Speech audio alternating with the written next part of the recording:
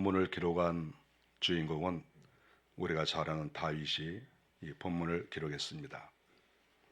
다윗은 하나님과 관계가 좋은, 하나님께 복을 많이 받은 그런 왕이라고 볼 수가 있습니다.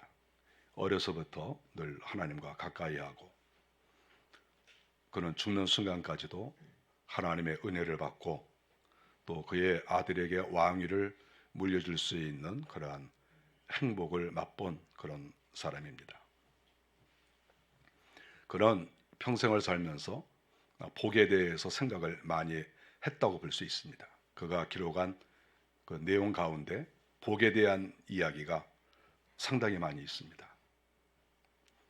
복이라고 하는 것은 하늘에서 받는 복도 있고 이 땅에 살면서 또 받는 복도 있습니다.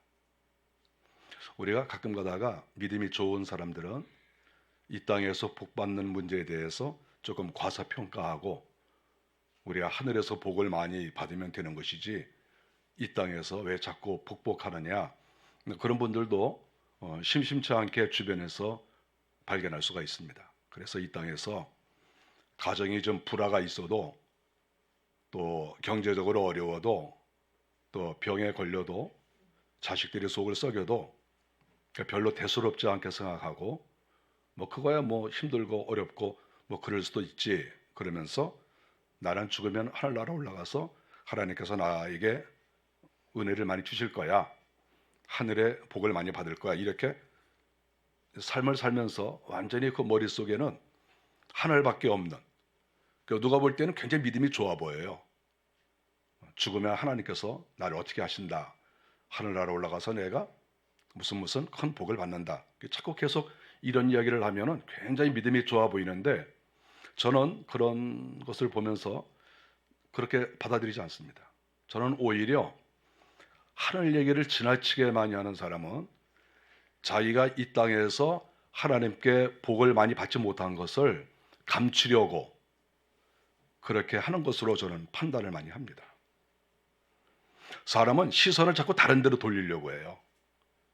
자기 가정에 대해서 자신이 없는 사람은 나라 얘기를 자꾸 얘기를 하고, 또 자기한테 무슨 문제가 있으면 자기 얘기를 하지 않고 누가 문제가 있다, 자꾸 이렇게 그 방향을, 시선을 자꾸 다른 데로 돌리려고 하는 그러한 의도가 사람들 가운데에는 있습니다. 그래서 이렇게 정치 얘기를 많이 하는 사람, 대통령이 어쩌네, 장관이 어쩌네, 다른 교회가 어쩌네, 이렇게 이야기를 많이 하는 사람들의 그 삶을 가만히 보면 그것이 다 시선을 돌리려고 하는 것이고 감추려고 하는 그런 것들이 많습니다. 시선을 다른 데로 돌리려고 하는 것이죠. 관심을 자꾸 다른 데로 끌려고 하는 것이죠. 자기에 대해서 말 못하게, 자기에 대해서 관심을 갖지 못하도록 이렇게 하는 것이죠. 그 속이 뻔히 보이죠. 하늘에 대해서 자꾸 이야기를 하는 사람도 굉장히 믿음이 좋아 보이나 실상은 자기가 이 땅에서 살아가는 그 삶에 대해서 하나님께 복을 많이 받지 못하므로 그것을 감추려는 의도가 훨씬 더 많이 있다, 저는 그렇게 분석을 하고 있습니다. 우리가 이 땅에서의 삶이 중요한 것이 뭐냐 하면, 하나님께서는 우리에게 복을 주시기를 실질적으로 원하시고, 우리가 복을 받지 못한다 할지라도 예를 들어서 남 사는 것만큼 평범하게라도 살아야 되는데 그렇지 못하고 오히려 감옥생활, 오히려 지옥생활을 하는 경우가 많이 있기 때문에 그렇습니다. 우리가 사람들을 만나보십시오. 지옥생활하는 사람 얼마나 많습니까? 사람들 만나보십시오. 감옥생활 하는 사람 얼마나 많습니까? 죽지 못해 사는 사람이 얼마나 많습니까? 그거는 하나님이 원하시는 삶이 아니에요.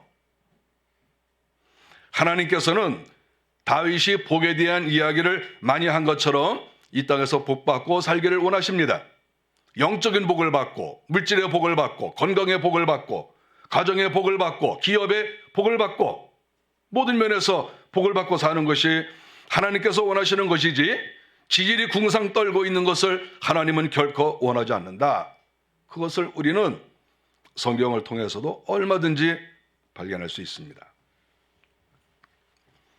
다윗이 오늘 하나님께 기도하는데 그 기도의 내용 가운데 그는 첫 번째 기도의 내용을 보니까 허물의 사함을 받고 이런 이야기를 하고 있습니다. 다윗은 자기가 하나님 앞에 많은 복을 받았지만 중요한 것은 오늘 본문에서는 영적인 것을 지금 이야기하고 있습니다. 영적인 부분. 영적인 것은 무엇입니까? 경제적인 것이나 건강이나 이런 것과는 살짝 좀 거리가 먼 것이지요. 사실은 다 연관이 되어 있습니다. 그러나 표면적으로는 이렇게 구별되어 있는 것이라고 볼 수가 있죠. 영적인 부분에 대해서 그가 하나님께 기도하면서 1절에 허물의 사함을 받고 자신의 죄가 가려진 자는 복이 있도다. 복이 있는 사람. 어떤 사람이 복이 있느냐? 허물의 사함을 받은 사람이라고 합니다. 만일에 허물의 사함을 받지 않았으면 어떻게 되는데요? 이건 하나님과의 관계이기 때문에 하나님께서 매를 드시든지 하나님이 구렁텅이에 집어넣으시든지 지옥 생활을 하게 하든지 하나님께서 하신다는 거예요. 그래서 허물의 사함을 받는 것은 굉장히 중요한 그러한 내용입니다. 허물이라고 하는 것은 이것은 반역이라는 의미가 여기에 들어가 있습니다. 단순하게 우리가 허물이 있네 이런 의미가 아니고 이 내용 자체가 반역의 의미가 있는 거예요. 반역. 그러니까 누구에게 반역을 했겠습니까? 하나님께 반역을 한 것이죠. 우리 인생들이 굉장히 똑똑해 보여도 똑똑하지 못한 것은 하나님께 대해서 반역하는 사람이 너무나 많다는 것이죠. 하나님께 반역한다는 의미가 무엇입니까? 하나님 말씀대로 하나님의 뜻대로 살지 않는다는 것이죠. 이게 반역이죠. 단순하게 순종을 안 하는 게 아니라 정반대 길로 갈 때 우리는 이것을 특별히 역적과도 같은 것이고 반역이라고도 볼 수 있죠. 이 반역죄는 용서가 안 되는 거예요. 어느 시대나 어느 정권에서든지 반역을 하면 그거는 용서가 안 되는 겁니다. 그건 죽이든지 감옥에 수십 년 동안 쳐놓는 것이죠. 지금 다윗이 하나님께 기도할 때 허물의 사함을 받는다 하는 이 말에 여기서 허물은 상당히 중요한 의미가 있는 거예요. 하나님 말씀대로 순종하지 않고 자기가 굉장히 머리가 좋고 자기가 세상을 자기 마음대로 살아갈 수 있을 것처럼 이렇게 생각하는 그런 생각, 바로 그런 생각을 가지고 있으면 망하는 길이거든요. 그런데 그러한 죄를 졌었는데 그러한 죄에 대해서 사함을 받는 사람이 있다. 그러면 그 사람은 복이 있는 사람이라는 거죠. 죄를 진 거는 모르고 질 수도 있고 알고도 죄를 질 수가 있는데 결국에는 반역의 죄를 지었을지라도 내가 너를 용서한다. 그래서 용서를 받으면 이거는 정말 복이 있는 사람이다. 왜냐하면 죽을 죄를 사함받았으니까 그런 것 아니겠습니까? 창조주에 대해서 반항하는 것은 그거는 망하기로 작정한 사람의 행동이라고 볼 수가 있습니다. 우리가 인생을 살면서 깨닫는 것은 우리는 내가 알게도 어떤 때는 모르게도 하나님 앞에 큰 죄를 짓고 있다는 것이고 창조 원리를 따르지 않는 그러한 죄가 내 속에서도 날마다 나타난다고 하는 것이죠. 결국 하나님께서 말씀하신 성경에서 가르쳐준 그 진리들을 거역한 것이다. 이렇게 볼 수가 있습니다. 십계명이 대표적인 것이고 성경 전체가 하나님의 법이라고 볼 수가 있죠. 그런데 우리 하나님께서 그 죄를 용서해 주시면 얼마나 감사하겠습니까? 하나님의 나라에도 법이 있고 한 나라에도 또 법이 있습니다. 각 나라마다 법이 있습니다. 대한민국에도 법이 있습니다. 이 법을 지키지 않으면 감옥에 가는 것이고 어떤 경우에는 큰 벌을 받을 수밖에 없는 것이죠. 무기징역을 받을 수도 있는 것이죠.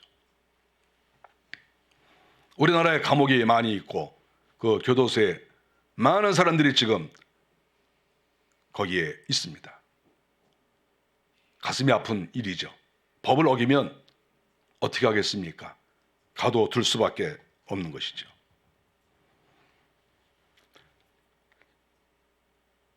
허물의 사함을 받는 사람이 복이 있고 자신의 죄가 가려진 자도 복이 있다. 1절에서 또 그렇게 말했습니다. 자신의 죄가 가려졌다. 여기에서 죄라고 하는 것은 우리가 잘 알고 있는 그러한 이야기입니다. 이 죄라고 하는 것은 표적에서 벗어난다. 바로 그러한 의미를 가지고 있죠. 표적에서 벗어난다. 활을 쐈는데 그 활이 관역에 맞지 않는 거예요. 관역에 맞아야 되는데. 그러면 엉뚱한 데로 날아가면 다른 사람에게 피해를 주는 건 아니겠습니까? 하나님께서 우리 인생을 만들어 놓으시면서 너희는 이렇게 살아라. 이렇게 하나님께서 가르쳐 주셨습니다. 사람이 살아가는 도리가 있는 것이죠. 아버지의 도리, 어머니의 도리, 자녀의 도리, 대통령의 도리, 사람마다 이 가정에서나 나라에서나 직장에서 자기가 행해야 될 도리가 있는 것이고 또 업무가 있는 것이지요. 거기에서 벗어나면 그게 바로 죄라고 하는 것입니다. 내가 누구를 때리고 도둑질을 해야만 죄가 아니라 하나님께서 원하시는 대로 살지 않으면 그게 죄가 되는 것이죠. 가만히 앉아있는 사람이 죄를 더 많이 질 수 있어요. 일하지 않기 때문에, 자기의 일을 감당하지 않기 때문에. 아무것도 안 하고 동굴 속에 가만히 앉아있는 사람은 죄가 없어 보이죠. 무지무지 죄가 많습니다. 사람의 도리를 다하지 못하니까. 그 얼마나 죄가 크겠습니까? 다윗은 계속 말합니다. 2절에 보니까 마음에 간사함이 없고 여호와께 정죄를 당하지 않는 자가 복이 있다. 이렇게 말했습니다. 하나님께서 너 죄인이야? 그러면 이유 없이 그 사람은 불행한 사람이라는 거죠. 그런데 하나님께서 정죄하지 않는다. 그 복이 많은 사람이죠. 마음에 간사함이 없다. 이 간사라는 건 무엇입니까? 어쨌든 간사라고 하는 것은 마음이 왔다 갔다 하는 것 아니겠습니까? 가장 중요한 건 뭐겠습니까? 하나님에게 예배 드리고 하나님을 믿다가 또 우상에게로 또 마음을 돌리는, 발길을 돌리는, 이것이 간사 가운데 가장 큰 겁니다. 가장 큰 간사. 아버지를 바꾸는 거죠. 하나님을 향하여 아버지라고 했다가 우상에게 가서 아버지라고 하는 것이죠. 이 세상에서 가장 무서운 죄가 자기 마음대로 아버지를 바꾸는 거예요. 가장 큰 죄죠. 이런 사람은 하나님께서 그 죄를 묻지 않을 수가 없는 것이죠. 그래서 하나님께서 정죄를 하시는 겁니다. 정죄. 여기서 정죄라고 하는 말은 구부러졌다라는 그런 의미가 여기 있습니다. 구부러졌다. 구부러진 건 왜 구부러지겠습니까? 오른쪽으로 갔다가 또 왼쪽으로 갔다가 오른쪽으로 갔다가 왼쪽으로 갔다가 이게 왔다 갔다 하니까 이게 구부러진 거죠. 그래서 이것을 정죄라고 얘기를 하는 거예요. 왔다 갔다 하는 사람. 어떻게 우리가 하나님을 섬기다가 또 우상을 섬기고 또 우상을 섬기다가 하나님께로 나오고 하나님께로 나온 건 잘한 것이지만 또다시 우상에게로 가고, 그러니까 사람이 인생을 사는 것이 꼬불꼬불한 나무가 되는 것이죠. 그런 나무는 건축 자재로서 도저히 쓸 수 없는 그런 나무가 되는 것 아니겠어요? 사람도 이 간사한 사람, 이랬다 저랬다 하는 사람과는 교제를 할 수가 없어요. 그런 사람과는 어떤 일도 하면 안 됩니다. 왜냐하면 오늘 이렇게 한다고 그랬다가 내일 저렇게 하면은 어떻게 무엇을 믿고 일을 하겠습니까? 그러니까 아무것도 못하는 거죠. 하나님은 그런 사람을 너희는 죄인이다 이렇게 말씀을 하는 것입니다. 이런 죄를 비록 졌다 할지라도 지금 다윗의 고백은 하나님께서 우리의 허물을 옮겨주시고 또 죄를 가려주시고 또 이 정죄한 것을 또 면해주시고 어쨌든 하나님께서 이런 죄를 졌더라도 다 이렇게 용서해 주셨다. 그러면 그 사람은 이 땅에서 큰 복을 받은 사람이다. 이렇게 말씀을 하고 있는 것입니다. 우리들은 이 세 가지 죄를 다 졌을 수도 있고 또 어떤 경우에는 죄를 조금밖에 짓지 않을 수도 있고, 우리가 여기에 똑같이 사람들이 앉아 계시지만 사람마다 죄를 진 내용이 다 달라요. 수준이 다릅니다. 예를 들어서 어떤 사람은 정말 1단계의 작은 죄를 진 사람도 있고 어떤 사람은 열이라고 할 만큼 큰 죄를 지은 사람도 있는 거예요. 사람마다 각각 달라요. 그러나 죄를 진 것은 다 같습니다. 하나님께서는 큰 죄를 지면 크게 벌을 내리시고 죄를 조금 지시면 벌을 조금 내리시는 거예요. 어쩔 수 없이 우리는 다 죄를 짓지만 죄를 짓지 않으려고 애쓰고 노력하고 날마다 회개하고 그렇게 하면은 죄가 얼마 되지도 않고 또 죄를 졌을지라도 주님이 용서해 주시기 때문에 그 사람은 하나님께서 그렇게 크게 책망하지 않습니다. 죄 진 것만큼 하나님께서 책망하신다는 것을 우리가 알아야 돼요. 분량만큼. 충성한 것만큼 하나님께서 축복해 주시고 죄를 진 것만큼 하나님께서 진노하신다. 그래서 우리는 태어날 때부터 내 일생 동안 지은 죄를 최대한 회개를 해서 이것들을 없이 해야 복된 자리로 우리가 들어갈 수 있는 것이고 하나님께서 그 사람을 축복할 것 아니겠습니까? 다윗이 3절에 이야기합니다. 내가 입을 열지 아니할 때, 이 말이 나옵니다. 내가 입을 열지 아니할 때에 종일 신음함으로 내 뼈가 쇠하였도다. 다윗도 죄를 진 적이 있거든요. 그 죄가 어떤 죄인지 분명하지는 않습니다. 짐작은 하지만 그러나 어쨌든 다윗도 죄를 지은 사람이죠. 죄를 지었는데 그가 그 죄를 짓고도 한동안 회개하지 않았다. 이렇게 여기서 고백하고 있습니다. 내가 한동안 고백하지 않았다. 우리가 생각하기로는 여기에서 내가 입을 열지 아니할 때에 이렇게 말을 했는데 이 기간을 제가 생각할 때에는 예를 들어서 1년, 2년 이렇게 시간이 갔다고 저 생각하지 않습니다. 다윗은 하나님과 깊은 교제를 나누는 사람이고 하나님의 음성을 잘 들어요. 하나님의 음성을 듣고 하나님과 관계가 좋은 사람이 1년, 2년, 3년 회개하지 않는다는 건 그건 상상할 수 없어요. 그건 불가능합니다. 그건 불가능해요.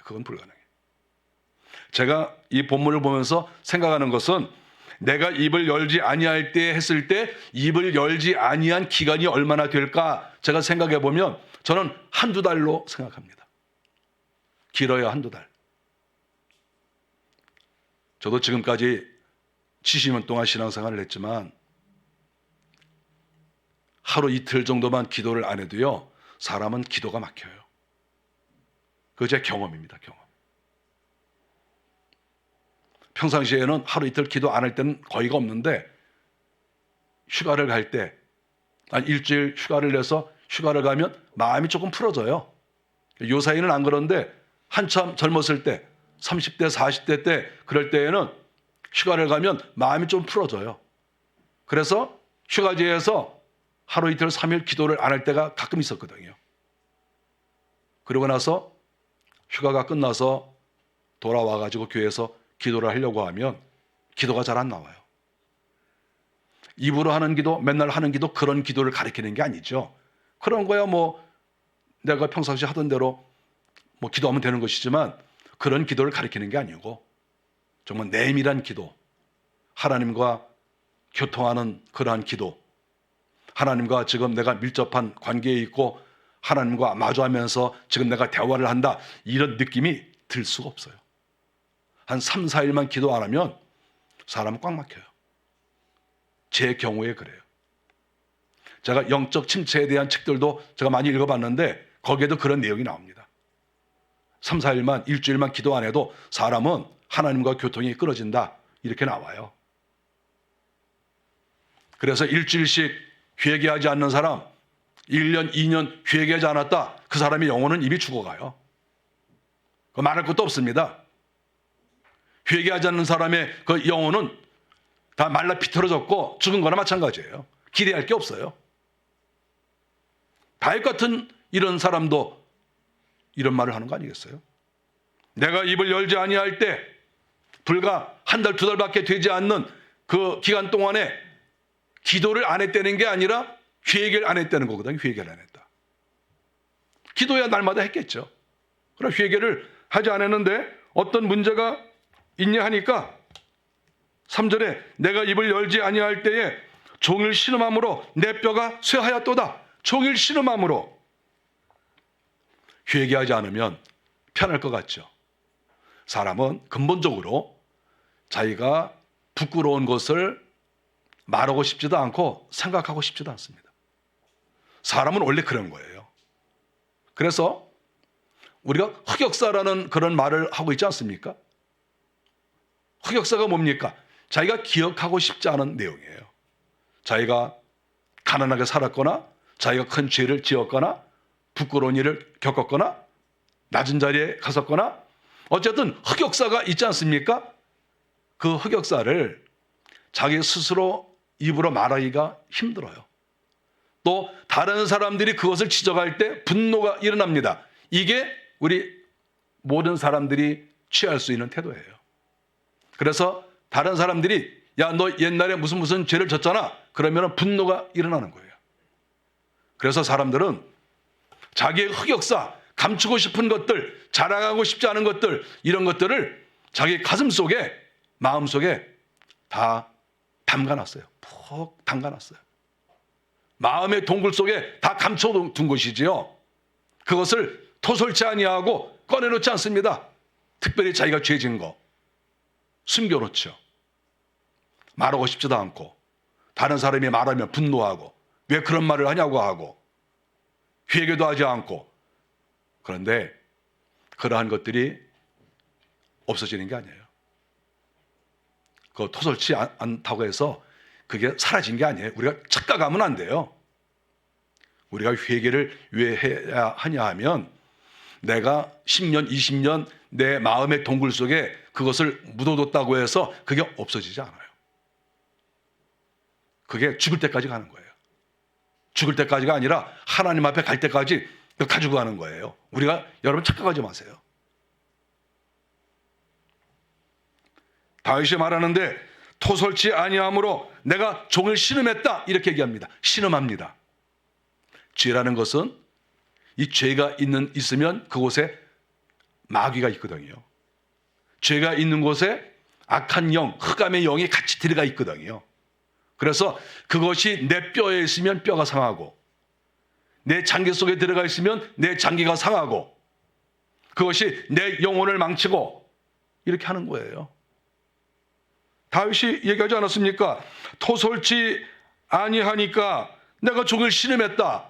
악한 영이 내 속에 있으니까 신음하게 되는 거예요. 사람이 늘 마음이 기쁘고 즐겁고 또 다른 사람들과 대화하면 서로 좋은 이야기를 많이 하고 그래서 주변을 즐겁게 하고 환하게 만들고 이게 우리 사람이 할 도리예요. 우리 사람들은 항상 주변을 즐겁게 해야 돼요. 저 사람을 만나면 즐겁다. 저 사람을 만나면 기분이 좋아. 저 사람을 만나면 사람 사는 재미가 나. 그런 삶을 살아야 되는 게 우리 인생이에요. 그런데 이 죄가 많은 사람은 신음을 합니다. 남들이 볼 때는 멀쩡해 보이죠. 남들이 볼 때는 똑같아요. 다른 사람처럼 똑같아. 그래서 속에서는 신음을 하는 게 신음. 내 영혼이 신음을 하고 내 육체가 신음하는 거예요. 죄가 있으면. 그 죄가 있는데 그 죄 있는 자리가 그대로 있을 것 같아요. 죄가 있는 자리는 썩는 거예요. 영혼이 썩고 육체가 썩는 거예요. 내가 입을 열지 아니할 때에 내가 종일 신음했다. 하루 종일 신음하는 겁니다. 계속 신음해요. 근심하고 걱정하고 염려하고 침체하고 축 늘어지고 부정적인 말이 나오고 주변을 어둡게 만들고 다른 사람 괴롭게 만들고 주변 사람들을 자꾸 힘들게 하고 이렇게 하는 사람들은 죄가 많은 사람들이에요. 한마디로 말해서 다윗이 이런 경험이 있는 거예요.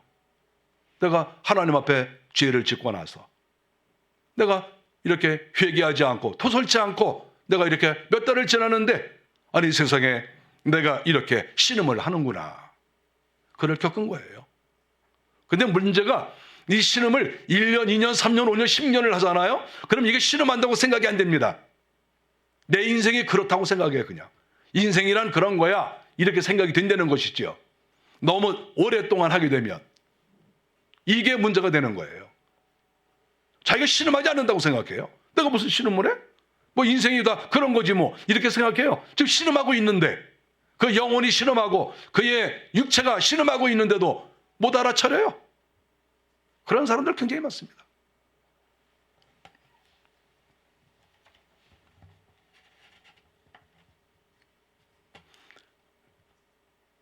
내 뼈가 쇠하였도다. 뼈가 쇠한다. 이거는 시적 표현이 아니에요. 실질적으로 그런 겁니다. 실질적으로. 죄가 많으면 뼈에 악한 영이 들어오고 거기에 흑암의 권세가 들어오는 거예요. 뼛속에. 등뼈에도 들어올 수 있고 팔과 다리에도 들어올 수 있고 그 외에 여러 뼈에 들어와서 뼈를 상하게 하는 거예요. 그 신기한 겁니다. 이거는. 영양이 부족해서 뼈가 상하는 게 아니에요. 실질적으로 이상하게 음식은 잘 섭취하는 것 같은데 이상하게 뼈가 약해지고 뼈에 병이 들고 사람이 힘이 없고 그렇게 되는 것이죠. 의욕이 떨어지고 뼈가 없는 사람처럼 그렇게 인생을 살게 되는 겁니다. 다윗이 이렇게 얘기를 했는데 누가 이 말에 대해서 거부하겠습니까? 내 뼈가 상했다? 뼈가 상해본 사람은 아는 거죠. 물론 자기 뼈가 상했는지도 모르는 사람도 있죠. 힘이 쭉쭉 빠져가지고 열정이 사라지고 주님 앞에서 열매도 맺지 못하고 그러면서도 자기 뼈가 상했는지도 모르고 이럭저럭 그저 생명이나 간신히 유지하고 살아가는 중환자실에서 닌겔 꽂고 중환자실에서 호흡기 끼고 있으면서도 난 살아있어 이렇게 말하는 사람하고 별로 다를 게 없어요. 중환자실에서 누워있으면서 살아있는 것은 물론 살아서 감사하지만 할 일을 못하는 거 아니겠어요? 그 살아있는 게 무슨 의미가 있겠습니까?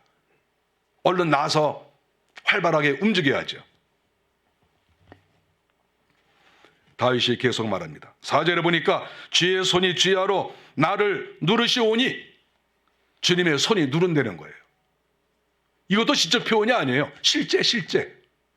하나님은 살아계시고 하나님께서는 큰 팔이 있으시고 또 하나님은 긴 손이 있는 거 아니겠어요? 하나님은 저 하늘 보좌에서부터 우리까지 손이 내려올 수 있어요. 그 하나님께서 우리를 도우시면 우리는 이 땅에서 행복하게 사는 거예요. 하나님께서 우리의 손을 붙잡아 주시고 우리가 힘들 때에는 우리의 등을 밀어주셔서 앞으로 잘 나갈 수 있도록 하는 게 우리 하나님의 손인 거예요. 그런데 이 하나님의 손이 우리를 도와주는 게 아니라 다윗이 고백한 내용을 보니까 주의 손이 나를 눌렀다 이렇게 얘기해요. 눌렀다. 이거 상상이나 되겠습니까? 우리는 하나님의 손 그러면 하나님이 무조건 도와준다고 생각해요. 그런데 이건 도와주는 게 아니에요. 하나님이 우리를 눌러버려요. 눌러버려. 우리가 친구들끼리 장난을 칠 때 저도 그렇게 장난을 많이 했습니다. 나 장난을 놓을 때 친구의 머리를 꽉 눌러요. 그러면 어떻게 됩니까? 꼼짝 못하고 이러고 헥거리는 거죠. 어떤 때는 친구들끼리 또 수영장에 가서 수영을 하다가 또 몇 명이 또 머리를 확 누릅니다. 그럼 물속에 들어가서 캬캬캬캬 죽으라고 하는 건 아니죠. 잠깐 그렇게 하는 것이죠. 잠깐 그렇게 하면 그 잠깐 동안이라도 누르면 죽을 것 같아요. 죽을 것 같아요. 다윗은 이 맛을 본 거예요. 이 쓴맛을 본 거예요. 쓴맛을. 자기가 죄를 회개하지 않고 괜찮겠지 그리고 살았더니 이상하게 하나님께서 자기를 누르신 거예요. 자기를 꽉 누르니까 사람이 숨이 막히고 할도리를 못하고 꼼짝을 못하는 거죠. 남들이 볼 때는 멀쩡해 보이죠. 남들이 볼 때야 똑같은 사람이지 다른 게 뭐가 있겠어요? 너 눌렸다고 눌린 게 보이나요? 그러나 하나님께서는 영적인 분이시지만 또 우리에게 직접적으로 오실 수 있으니까 그분께서 우리의 머리를 누르시고 우리의 등을 누르시고 우리의 다리를 붙잡으시고 그러면 인생이 얼마나 꼬이겠어요. 힘도 못 쓰고. 다윗은 이것을 다 경험한 거죠. 이런 경험을 한 것은 다윗뿐만이 아니에요. 수많은 믿음의 사람들이 이런 경험 다 했습니다. 저도 물론 했고요.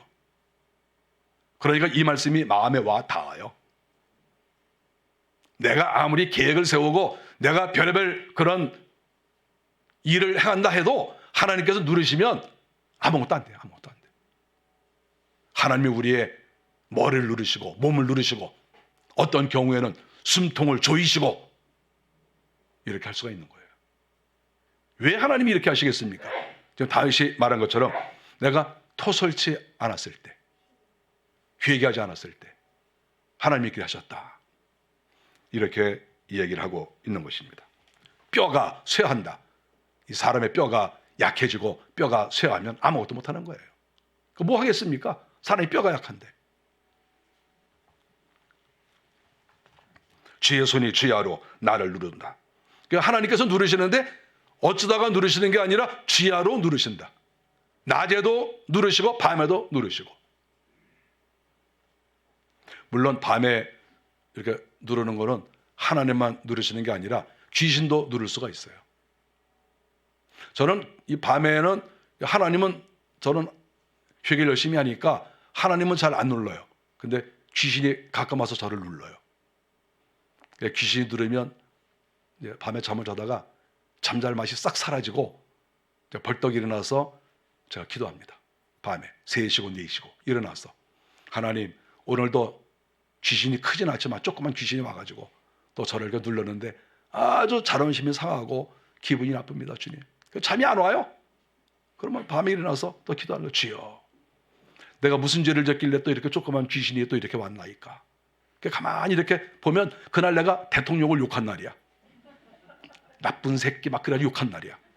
그러면 그때 이제 귀신이 또 붙어요. 저 다른 건 잘 안 해. 다른 건 잘 안 하는데 이렇게.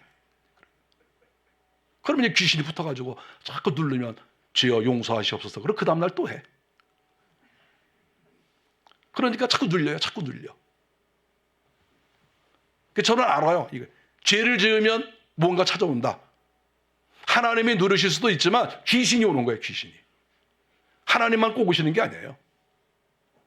우리가 성경에 보면 하나님이 행하시는 것과 귀신이 행하는 것이 이렇게 같이 나오는 경우가 있지 않습니까? 다윗이 인구조사를 했을 때 성경이 두 군데서 나오는데 한쪽에서는 하나님이 하셨다고 그러고 한쪽에서는 사탄이 역사했다고 나오지 않습니까? 그래서 이렇게 하나님께서 징계하실 때 그 마귀가 이렇게 역사를 합니다. 하나님이 징계하시면. 그래서 하나님이 누르시는 것 같지만 어떤 경우에는 귀신이 눌러요. 우리가 이걸 또 알아야 돼요. 하나님이 누르신다고 해서 무조건 하나님이 누르시는 게 아니에요. 하나님께서 허락하시는 범위 내에서 귀신이 누르는 거죠. 귀신이 역사하고 귀신이 감고 이렇게 하는 것이죠.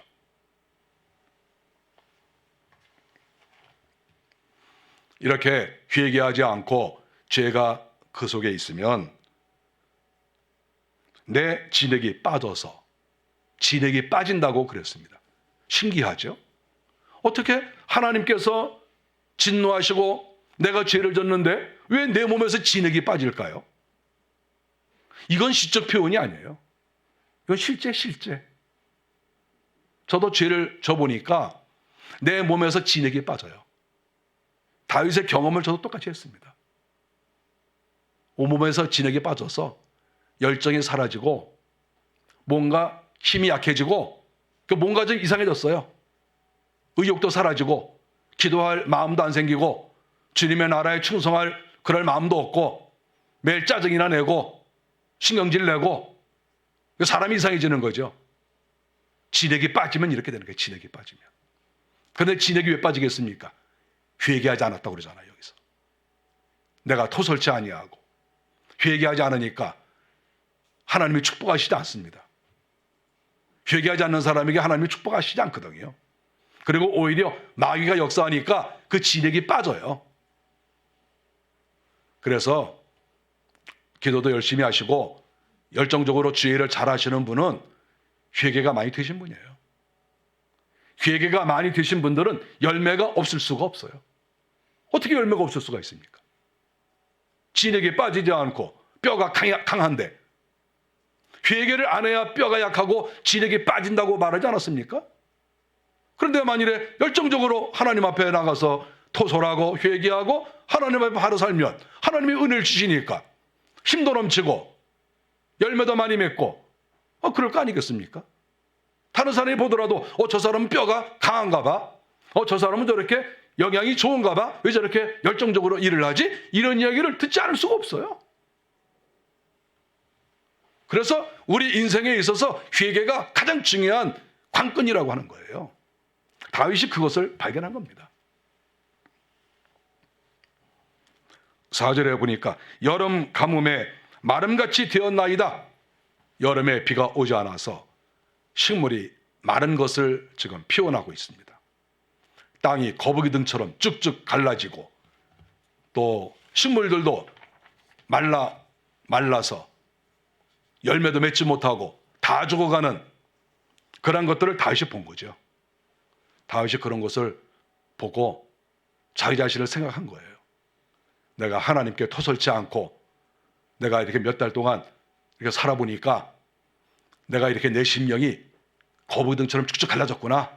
내가 메말랐구나. 내가 이렇게 됐구나. 내 인생이 이렇게 쪽박나게 생겼구나. 이렇게 다윗이 고백을 한 것이죠. 여기서 셀라라는 말이 2번이나 나옵니다. 우리가 주석에 보면 그렇게 써 있어요. 왜 셀라라는 말을 썼을까? 이것은 강조하는 언어입니다. 소리를 높여라. 다윗이 물론 셀라라는 말을 가끔 여기저기서 썼지만 또 시편에도 가끔 나옵니다. 근데 여기에서 다윗이 이 셀라라는 말을 2번이나 썼잖아요. 그 이유는 뭡니까?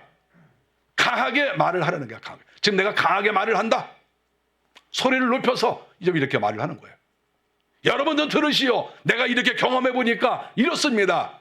내 뼈가 말라버리고 내 지력이 다 빠져버렸습니다. 여러분들도 기억하십시오. 이렇게 한 거예요. 지금 셀라라는 표현이 그런 거예요.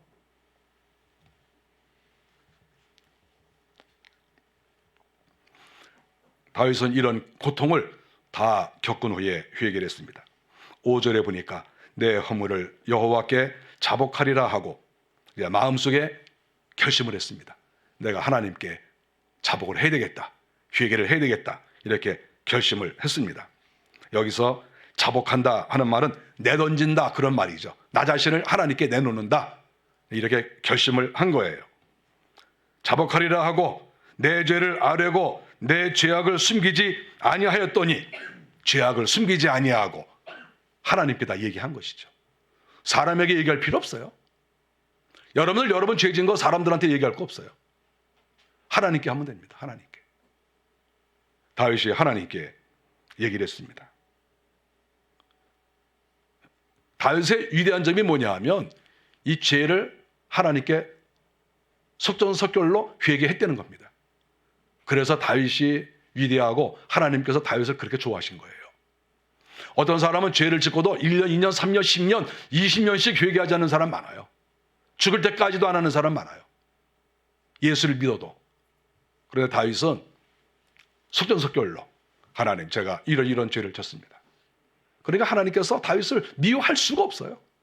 어떻게 미워하겠습니까? 잘못한 것을 금방금방 이렇게 회개를 하는데 어떻게 미워하겠냐고.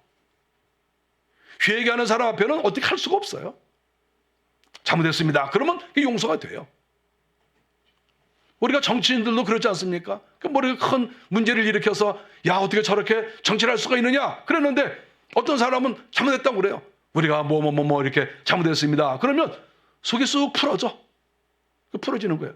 근데 잘못했다는 말 안 하고 끝까지 눈을 똑바로 뜨고 지나가면 계속 욕이 나와. 여러분은 안 그러나요? 저는 그래. 잘못했다 그러면 금방 용서가 돼요. 아, 잘못한 걸 아는구나. 그러면 금방 그래 인간은 다 그런 거지. 뭐 누구든들 이렇게 완벽할 수 있나? 이렇게 용서가 되는 거예요. 잘못했다 그러면. 그런데 끝까지 눈 똑바로 뜨고 있으면 계속 욕이 나오는 거예요. 하나님과 우리 사이도 마찬가지예요. 똑같아요. 회개를 열심히 하는 사람을 하나님이 미워할 수가 없어요. 그건 제 경험이에요. 저도 죄가 한두 개밖에 없었겠어요. 셀 수도 없이 많지. 그렇지만 그때마다 하나님께 회개하고 또 회개하고 계속 회개하고 어제 죄 지은 거 오늘도 또 죄 짓지만 또 회개하고 끊임없이 내가 하루에 한 번씩 죄 지니까 한 달 거 몰아서 하겠다 그런 생각 갖지 않아요. 매일매일. 어떤 사람은 또 그래요. 어저께 죄 짓고 오늘 또 회개한 다음에 오늘 죄 짓고 또 회개하고 그게 뭐냐? 장난치는 거냐? 장난치는 거 아니에요. 그게 진심이에요, 진심. 몰아서 할 것도 없고 우리가 다 연약하니까 하나님도 알고 계시죠. 그래서 내가 오늘 죄 졌으면 또 저녁에 회개하고 또 죄 졌으면 또 저녁에 회개하고 주님 제가 이렇게 연약합니다. 용서해 주시고 저를 강하게 해주시고 이렇게 하면 하나님께서 미워할 수가 없어요. 그러니까 하나님께 사랑을 받는 사람은 죄를 안 짓는 사람이기도 하지만 더 의미가 있는 것은 회개하는 사람인 거예요. 그런 사람을 하나님께서 사랑할 수밖에 없다. 이렇게 회개하였더니 5절에 금방 주님께서 반응을 하시는데 곧 주께서 내 죄악을 사하셨나이다. 시간이 오래 걸리지도 않아요. 주님은 기다리시기 때문에 입만 열면 내가 용서해 줘야 되겠다, 이렇게 항상 주님은 준비하고 계세요. 준비하고 용서할 준비를 항상 하고 계세요. 그래서 입만 열어서 제가 잘 못했습니다 그랬을 때 잘소리만 나와도 벌써 주님께서 알았어 걱정하지 마, 내가 다 용서해 줄게. 이것이 주님의 마음인 거예요. 주님이 원래 그러세요. 그래서 회개하는 사람은 주님에게 미움을 받을 수가 없고, 주님께서 결코 그 사람의 길을 회방하지 않고 마귀도 역사할 수 없고, 하나님께서 계속해서 축복할 수밖에 없다. 그것을 다윗이 얘기를 하는 것이죠. 6절에 보니까 그래서 우리 인생은 주를 만날 기회를 얻어서 주께 기도하라, 이렇게 얘기를 하고 있습니다. 주를 만날 기회를 얻어라. 기회는 항상 있습니다. 기회가 언제 무슨 날짜가 정해졌습니까? 하나님 만나는 시간은 이해하기 없어요. 언제든지 주님을 만날 수 있어요. 즉각적으로 어느 장소에서나 어떤 시간에서나 시간의 구애가 없죠. 장소의 구애도 없고. 주를 만날 기회를 찾아라 하는 것은 굉장히 어려운 일이 아니라 이 세상에서 이것처럼 쉬운 일이 없어요. 언제든지 회개만 하면 너희들은 문제가 해결된다. 이것을 여기서 말씀하고 있습니다. 이렇게 회개해서 주님에게 용서를 받으면 6절에 나와 있는 대로 홍수가 범람할지라도 그에게 미치지 못한다, 이렇게 약속을 했습니다. 정말 감사한 일이죠. 홍수가 범람할지라도, 강이 말이죠, 물이 너무나 많이 넘쳐서 사람들이 살 수도 없고 곡식들이 다 망가지고 그럴 상황인데도 걱정하지 말라. 내가 너희들 다 보호하겠다. 너희 생명도 보호하고 재산도 보호해주고 너희 자녀들도 보호해주고 내가 보호해줄 테니까 걱정하지 마라. 무슨 위대한 일을 해서 하나님의 복을 내려주신다는 게 아니에요. 무슨 교회를 크게 지어야 하나님이 이렇게 복 주신다는 게 아니에요. 여기서 하나님께서 요구하신 것이 뭡니까? 뭐 대단한 일을 하라고 했습니까? 그런 거 없어요. 네가 회개하면, 네 죄를 다 토설하고 내 앞에 내놓으면 내가 기쁨으로 너를 좋아해 줄 것이고 너의 죄를 다 용서해 주고, 그리고 홍수가 범람해도 걱정하지 마. 야, 홍수 걱정하지 마. 내가 너 다 지켜줄게, 보호해줄게. 이렇게 하나님께서 약속을 하시는 것이죠. 아무리 세상에 더러운 물이 흘러도, 구정물이 흘러도 내가 그 가운데에서 생수를 내가 너한테 부어줄 거야. 절대 걱정하지 마. 나한테 잘못했다고만 해. 회개만 열심히 해. 그러면 네 인생 내가 책임져 줄게. 하나님께서 이렇게 말씀을 하시는 것입니다. 저는 인생을 살면서 또 제 처지를 보면서 내가 하나님과 맺힌 것, 혹시 얽힌 것이 얼마나 될까, 이런 것들을 자주 생각합니다. 자주. 옛날에는 내가 어떤 것이 하나님과 사이에 막힌 것이었을까? 어떤 것이 하나님께서 나를 누르신 것이었을까? 어떤 것이 하나님께서 나의 발목을 잡은 것이었을까? 이거를 생각을 많이 해봤습니다. 지금도 생각해요. 제가 이 설교 준비하면서도 생각했어요. 내가 하나님께 눌림을 당하는 것이 무엇일까? 혹시 하나님께서 나의 가는 길을 막는 것이 무엇일까? 그거를 왜 생각을 안 해보겠어요? 그냥 생각해봐야죠. 하나님께 눌림을 당하는 것이 적을수록 복을 받은 사람이죠. 저도 하나님에게 눌리는 게 있을 수 있습니다. 저라고 완벽하겠습니까? 그러나 어떤 사람은, 제가 가만히 생각해 보면 어떤 사람은 10가지가 걸려 있고 어떤 사람은 5가지가 걸려 있고 어떤 사람은 뭐 한두 가지 걸려 있는데 그 걸려 있는 것이 그렇게 심한 게 아닌 그런 살짝 걸려 있는 그런 분들도 계세요. 하나님께서 누르시는 그런 것이 많으면 많을수록 인생은 꼬인다, 이렇게 말할 수가 있죠.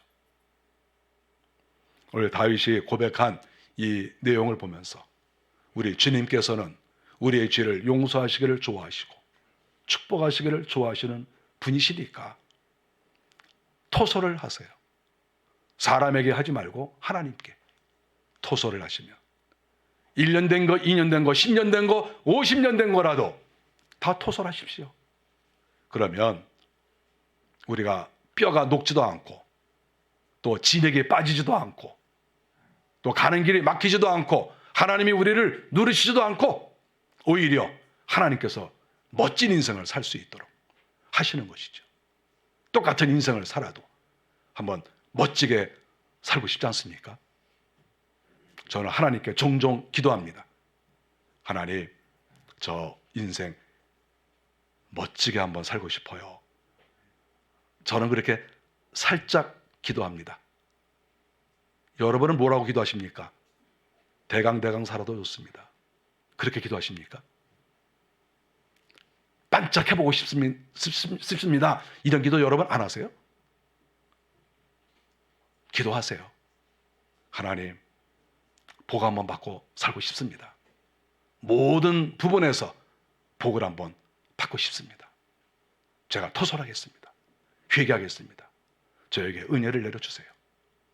그러한 기도를 여러분들이 꼭 하셔서 멋진 인생을 꼭 사시기를 간절히 바랍니다. 기도하겠습니다. 하나님,